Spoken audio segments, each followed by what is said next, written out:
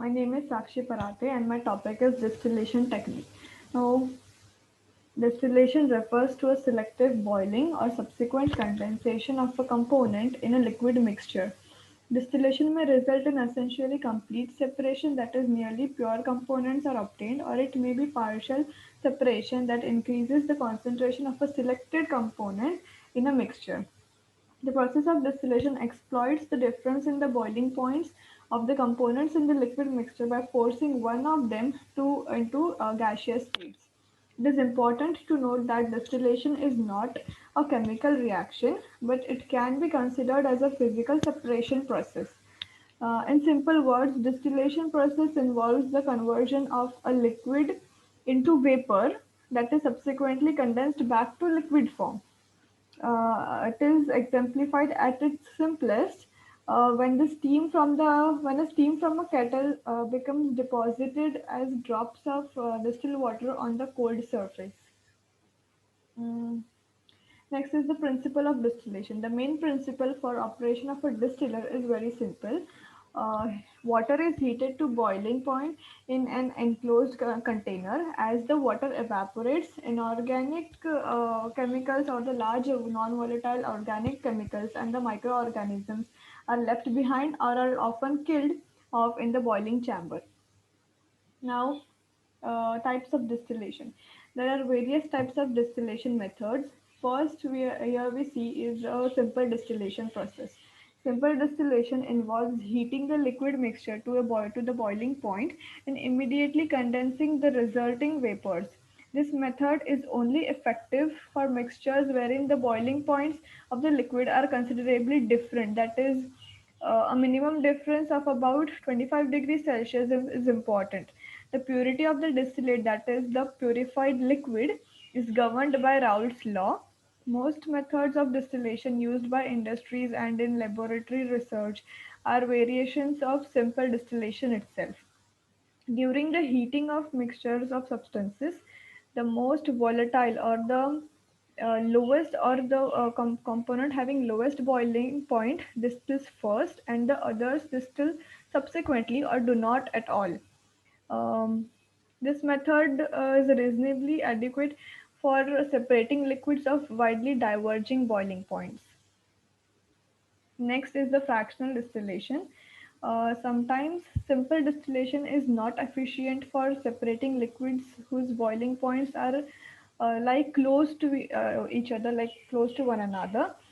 Fractional distillation is often used to separate mixtures of liquids that have similar boiling points or nearly similar boiling points. It involves several vaporization and condensation steps. This process is also known as rectification. The apparatus required to perform a fractional distillation process are round bottom flask, or it is also called as a distillating flask, a source of heat, which can be fire or even hot bath, um, a receiving flask that to collect the condensed vapors, a fractional of column thermometer to measure the temperature in the distillating flask, condenser, and standard glasswares in the laboratory.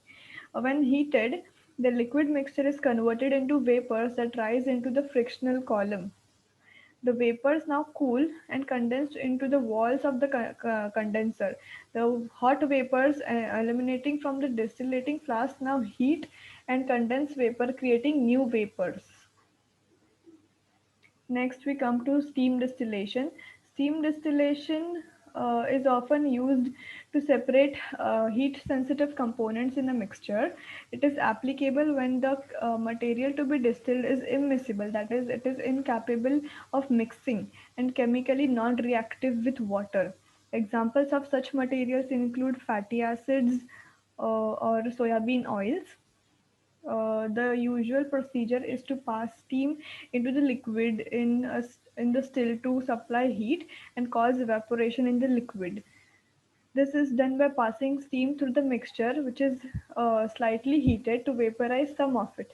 The process establishes a high heat transfer rate without the need for high temperatures.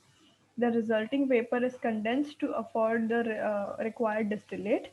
The process of steam distillation is used to obtain essential oils and herbal distillates from several aromatic flowers and herbs.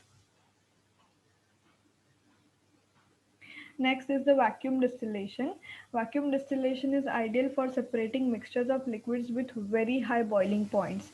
In order to boil these compounds, heating to high temperatures is an inefficient method. Therefore, the pressure of the surrounding is lowered instead. The lowering of the pressures of the surrounding enables the component to boil at lower temperatures. Once the vapor pressure of the component is equal to the surrounding pressure, uh, it is converted into vapor. These vapors are condensed and collected as distillate. Um, the vapor distillate method is also used to obtain very high purity samples of compounds that decompose at high temperatures. Next is the multiple effect distillation. It is often called as multi-stage flash evaporation.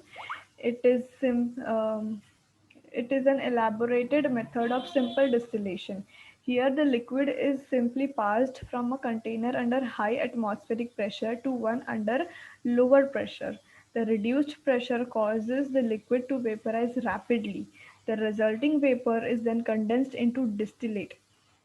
This operation is used primarily by large commercial desalting plants, which does not require heating to convert a liquid into vapor.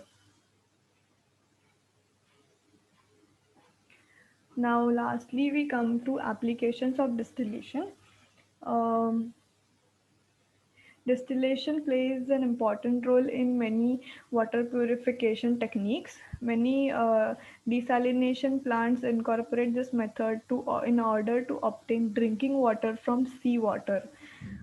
Second is that the distilled water has numerous applications such as the lead acid batteries and low volume humidifiers.